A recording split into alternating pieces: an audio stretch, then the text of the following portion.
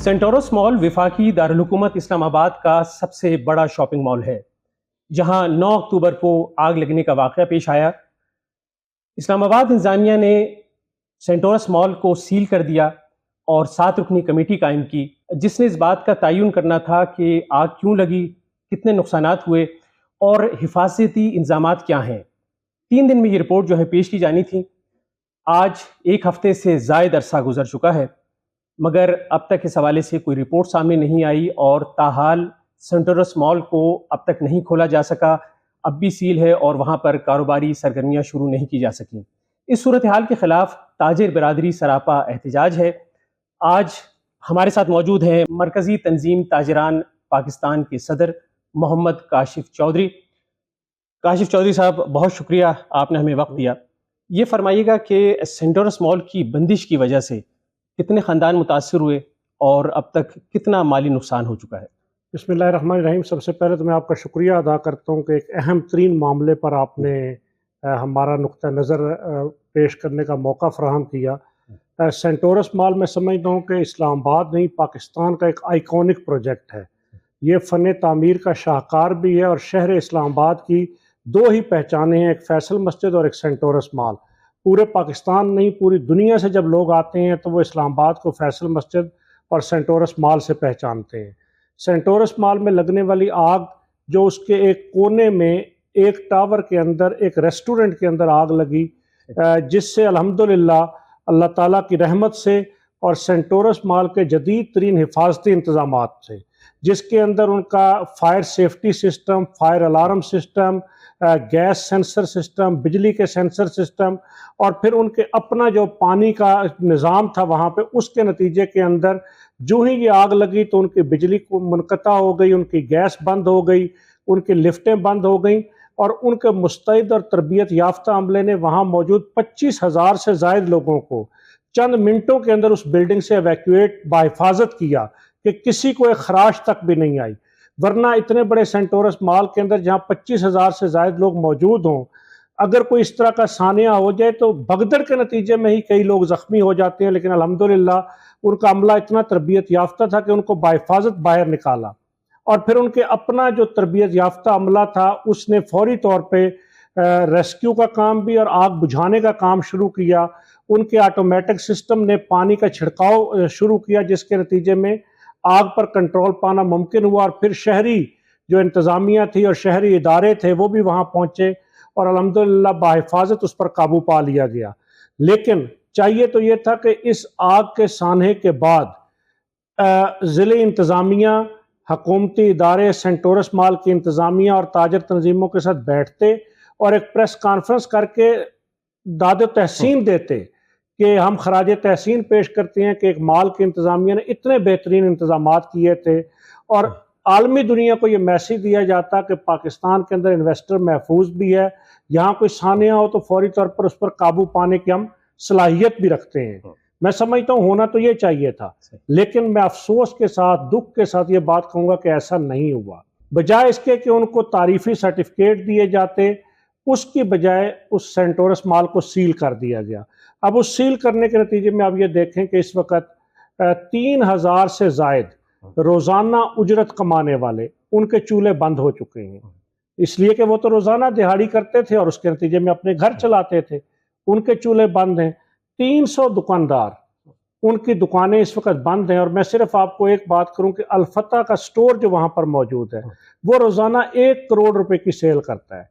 अच्छा, सिर्फ ये नहीं कि ताजरों का नुकसान हो रहा है, वो सारे वो उस शॉपिंग मॉल के अंदर वो दुकानें हैं जो 17% GST कस्टमर से इकट्ठा करके हुकूमत को देती है। खुद हुकूमत को रेवेन्यू की मद के अंदर नुकसान हो रहा है। अच्छा, फिर ये देखें कि आनन फानन जिस तरह उसको सील किया गया, 400 से ज़ायद फैमिलियां उसके अंदर रिहाइश पजीर हैं, यकदम उसको बंद कर दिया गया। उन फैमिलियों के पास कोई मुतबादल रिहाइश मौजूद नहीं थी। उसके अंदर फॉरनर्स भी हैं, उसके अंदर पाकिस्तानी भी हैं। तो मैं समझता हूँ कि इस तरह के इक़दामात बौखलाहट का नतीजा हो सकते हैं।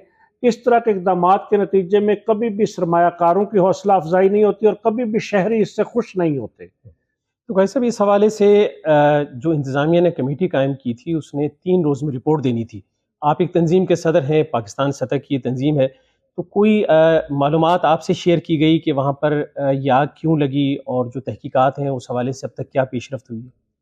देखिए, एक कमेटी तश्कील दी गई और उस कमेटी के तश्कील देने के बाद चाहिए तो ये था कि वो कमेटी काम करती, लेकिन सेंटोरस माल की इंतज़ामिया ने खुद सीडीए के मंजूर शुदा जो कम्पिटेंट इदारे हैं उनसे उस बिल्डिंग का सर्वे करवाया, उसका कैपेबिलिटी का सर्वे, उसका कैपेसिटी का सर्वे, उसका फायर सेफ्टी का सर्वे, वो तीनों सर्वेज करवा के उन्होंने उसकी रिपोर्टें, जिसके अंदर उन सब इदारों ने यह कहा कि ये बिल्डिंग का स्ट्रक्चर महफूज है, इस बिल्डिंग के कंक्रीट को कोई नुकसान नहीं पहुंचा, इस बिल्डिंग के सरिये महफूज हैं, सिर्फ जो वो रेस्टोरेंट था उसके अंदर जो लकड़ी है जो काम हुआ था उसको नुकसान पहुंचा है।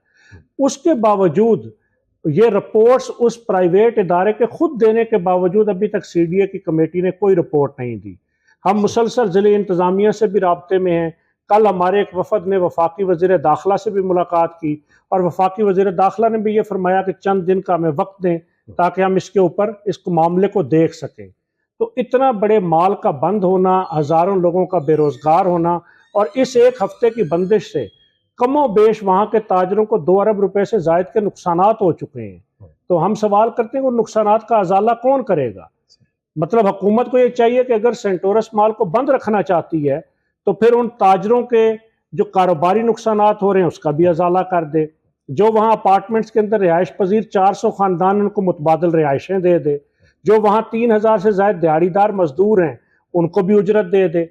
मतलब हुकूमत किसी को दे कुछ नहीं सकती तो क्यों लोगों का रोजगार छीनने के पीछे पड़ी हुई है? इसलिए वो जो कमेटी है हम समझते हैं वो कमेटी तो सिर्फ वक्त गुजारी कर रही है, शायद इसके पीछे कुछ और अवामिल हैं जिसकी वजह से उसको नहीं खोला जा रहा। एक इस हवाले से जो आज़ाद कश्मीर के वज़ीर हैं उनका भी ये इल्ज़ाम था कि चूँकि इस इमारत के जो ओनर हैं, मालिक हैं, उनका ताल्लुक़ पाकिस्तान तहरीक इंसाफ से है तो उन्हें इंतकामी कार्रवाई का निशाना बनाया जा रहा है। तो क्या ये इल्ज़ाम दुरुस्त है? एक तो ये सवाल आपसे और दूसरा ये कि अगर मज़ीद इस मॉल को खोला नहीं जाता तो फिर आपकी हिकमत अमली क्या होगी?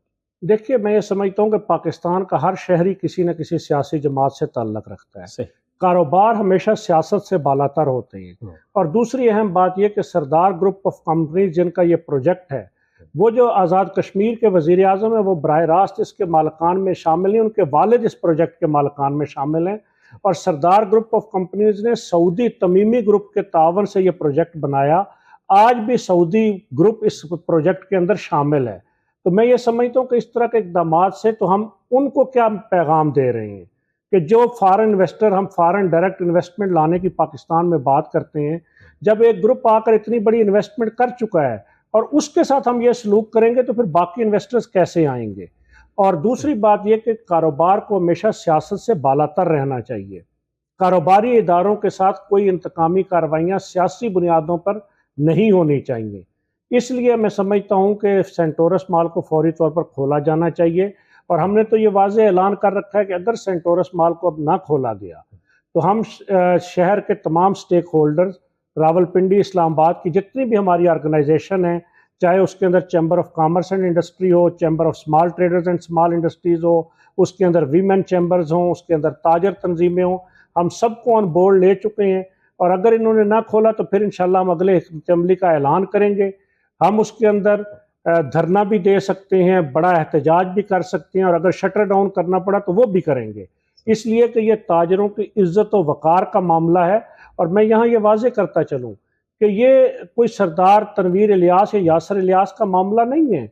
ये वहाँ के 300 ताजरों और 400 ख़ानदान जो वहाँ रिहाइश पजीर हैं और 3000 जो वहाँ मजदूर काम करते हैं और फिर इनसे वाबस्ता कितने ख़ानदान हैं, ये बुनियादी तौर पर तो उनका मामला है, उनके तहफ़्फ़ुज़ का, उनके रोज़गार का, उनके मुस्तक़बिल का मामला है। तो इसलिए हम तो इसको इस अंदाज से देखते हैं कि ये शहर के ताजरों की तज़लील की जा रही है। शहर के ताजरों के साथ को ये मैसेज दिया जा रहा है कि अगर इतना बड़ा शॉपिंग मॉल हम बगैर किसी वजह के बंद कर सकते हैं तो इसका मतलब शहर की किसी भी दुकान को कल वो किसी तरह इसी तरह बंद कर देंगे।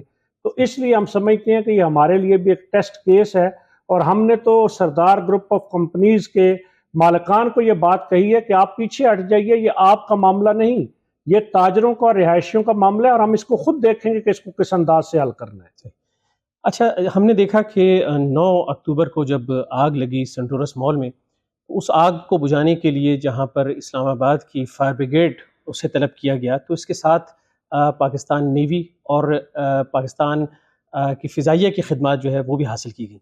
ऐसा क्यों करना पड़ा? और आप नहीं समझते कि जो हमारी फायर ब्रिगेड है उसकी जो इस्तेदाद है उसमें इजाफ़ा करना चाहिए? और इस्लामाबाद में अब कसीरुल मंज़िला इमारतें बन रही हैं, हुकूमत ने भी पाबंदी उठा ली है, तो अब उनके पास तवील फ़ासले तक यानी बहुत बुलंदी तक पहुँचने वाली सीढ़ियाँ और दीगर जदीद आलात दस्तयाब होने चाहिए।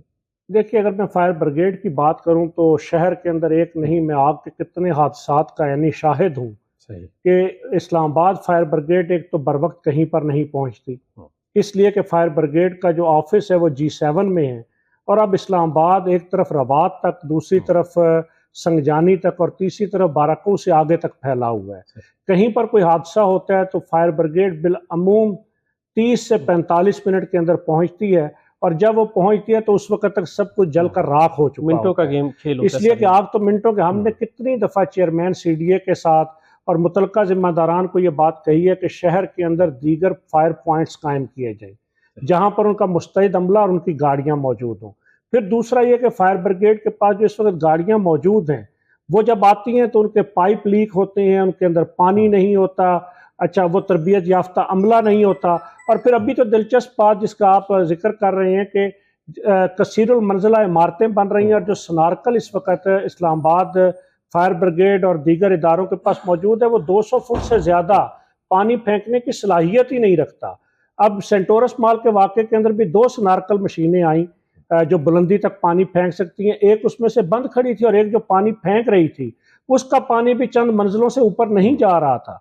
और अब जब आप 500 फुट बुलंदी तक इमारतें तामीर करने की इजाज़त देते हैं तो होना तो ये चाहिए कि मुस्तैद और तरबियत याफ्ता फायर ब्रिगेड का अमला हो, जदीद तरीन इक्विपमेंट उसके पास हो, फायर ब्रिगेड की बेहतरीन गाड़ियाँ हों। और फिर अब तो दुनिया के अंदर वो बैलून सिस्टम आ गया कि वो गुब्बारे फेंकते हैं और वो फटते हैं और वो उस जगह पे आग बुझाते हैं, केमिकल्स इस्तेमाल किए जाते हैं। अच्छा, इसी तरीके से हेलीकॉप्टर्स के ज़रिए ये काम किया जाता है। तो वफाकी दारुल हुकूमत को तो एक मिसाल होना चाहिए पूरे पाकिस्तान के लिए। और फिर CDA एक ऐसा इदारा है जिसके पास वसाइल की कमी नहीं। आप देखिए इसी ब्लू एरिया के अंदर CDA जो प्लाट इस वक्त ऑक्शन कर रहा है, 2-2 अरब 3-3 अरब रुपए के प्लाट ऑक्शन कर रहा है। तो CDA के लिए फायर ब्रिगेड के सिस्टम को अपग्रेड करना कोई प्रॉब्लम नहीं है, लेकिन यहाँ पर तो पैसा, रिश्वत और करप्शन और कहीं किसी और की नज़र हो जाता है। तो अगर CDA चाहिए, और हमारा ये मुतालबा भी है कि शहीद मिल्लत सेक्रेटेरिएट को जब माजी में आग लगी तो उस वक्त तो इनके पास बिल्कुल ही कोई चीज़ नहीं थी कि जो बुलंदी तक पानी फेंक सके। अब इन्होंने 200 फुट तक काम करने वाली एक मशीन ली है, लेकिन ऐसी मजीद मशीनों की भी ज़रूरत है। और शहर इस्लामाबाद के तो मैं समझता हूँ एमरजेंसी और डिज़ास्टर के लिए एक हेलीकॉप्टर की भी ज़रूरत है, ताकि ऐसे वाक़यात, ज़ाहिर है ऐसे वाक़यात आइंदा भी हो सकते हैं, तो ज़िंदा कौमें हादसात से और वाक़यात से सीखती हैं और मुस्तकबिल के लिए तहफ़्फ़ुज़ के इक़दामात करती हैं।